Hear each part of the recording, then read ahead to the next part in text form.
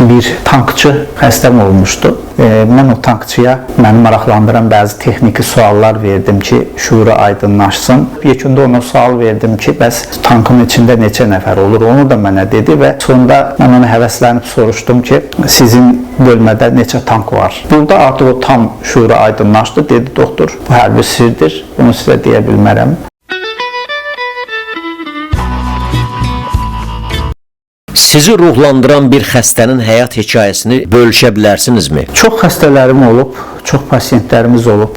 Amma onların arasında mənə ən çox təsirləndirən bir tankçı xəstəm olmuşdu. Böyük bizim vətən müharibəsi dövrü mənim çalışdığım Mərkəzi Gömrük Hospitalı hərbi hospital kimi fəaliyyət göstərdi. Çoxlu qazilər, çoxlu yaralılar bizə daxil oldu. Onların böyük bir qismi sağalaraq geri döndü. Bu xəstələr arasında bir tankçı oğlan vardı ki, çox cəbhə bölgəsinə yaxın ərazidə 1-2 dəfə ağır əməliyyat keçirtmişdi. Çox ağır bir durumda bizə gəlmişdi və bizə daxil olarkən də demək olar şuuru ara qalanlıq idi.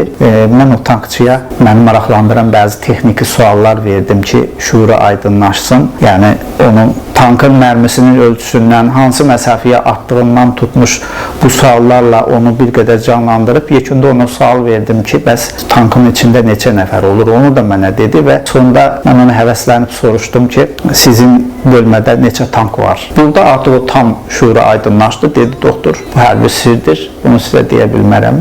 Oğlan 40 gün müddətində ona yaxın ağır əməliyyat keçirtdi və yekunda sağ-salamat biz onu yola sala bildik. Mənim ən çox yadımda qalan bu tankçı oğlandı.